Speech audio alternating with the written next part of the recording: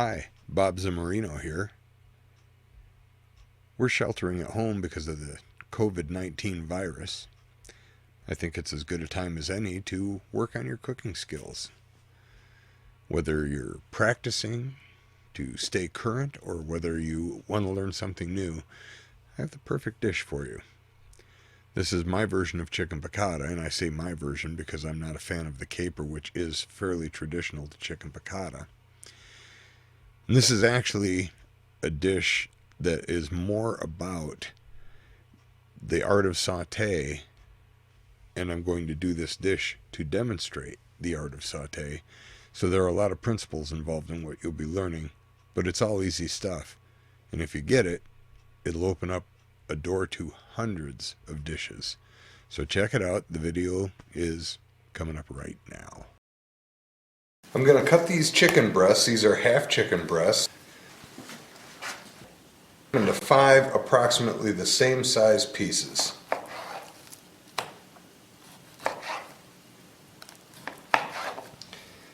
I'm going to do the same with the other one.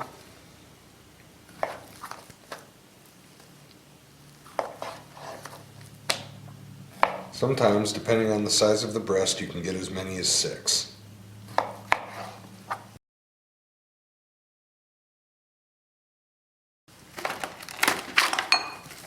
I'm going to take a couple of these pieces at a time. I'm going to put them in the plastic wrap. And I'm going to take my meat hammer, and if you saw the last week's blog, I talked about a meat hammer, and what I really like about this is that it's all one piece.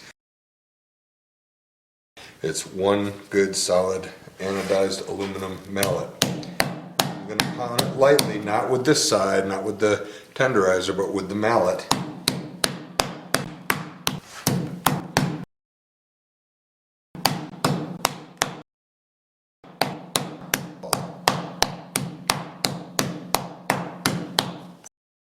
What I'm trying to create are chicken medallions, like this.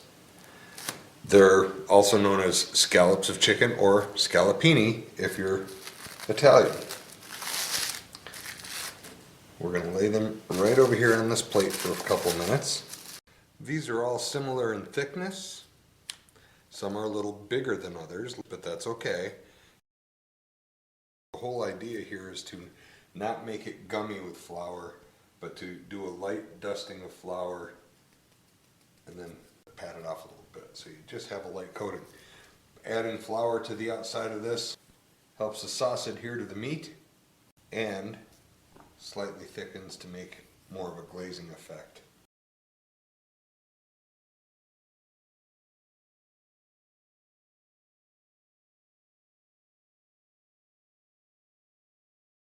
Broccoli, we just bought broccoli crowns and busted them up so that you have some nice pieces for steaming. Next up is parsley. Your parsley is sitting in the fridge for a couple days and it gets all dried out and starts to look dead. You can just soak it in a little bit of ice water. Some people add a little bit of lemon, but you want a really nice lively parsley. There are people that'll bunch it together really tightly and squeeze it really tightly, but I'm afraid when that happens, they're actually strangling the flavor out of the parsley. Be careful when you move stuff around with a knife to use the back edge of the knife and not the blade. You'll dull the edge of that blade and eventually remove the bevel, which is that sharpened edge of the blade. And that's what your parsley should look like, finely chopped.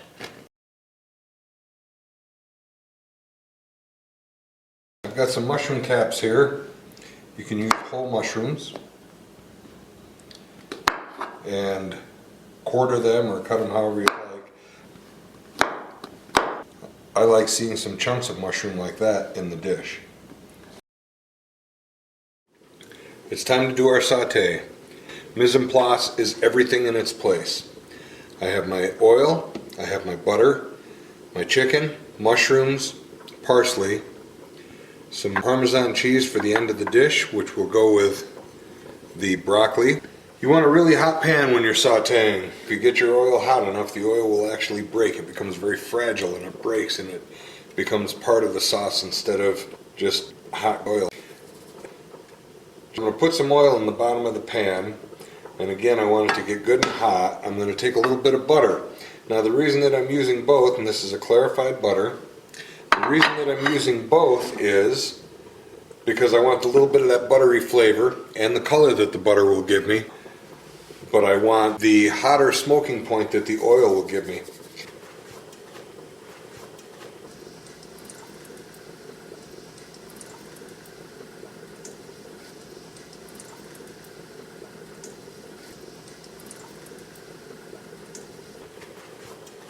So as this gets good and hot, I want to test it and see. That's immediately what I'm looking for, is that sizzle right there. With that, I'm going to add some chicken to the pan.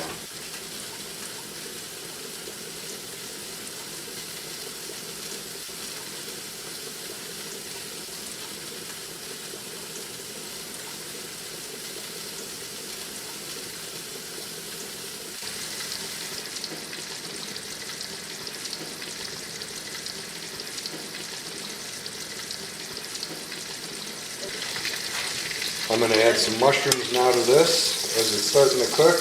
I've got that nice hot oil right in the center of the pan. Put a few mushrooms in there to go with the dish.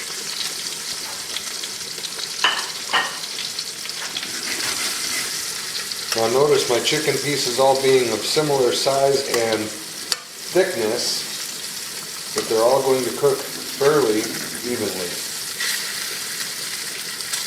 Starting to get a little bit of browning color on the chicken, which is what I want.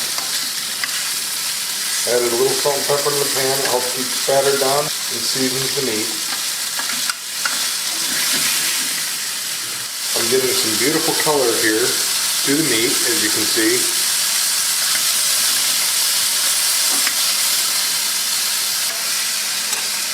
I'm going to add just a little bit more oil into the bottom of this pan. I'm going to put a pinch of flour in there, and that's going to create a roux. A roux is thickener. Now we add some white wine.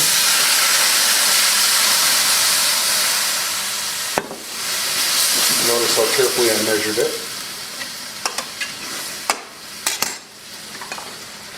A little bit of lemon juice. And some fresh parsley. Let the whole thing cook down for just a minute. Starches in the flour will start to thicken the sauce at 180 degrees, which it's boiling, so it's over that. Let's take a look right there. You have beautiful sauce. You have nice coated chicken pieces. Your mushrooms are in there. We're ready to set a plate. And you have chicken piccata.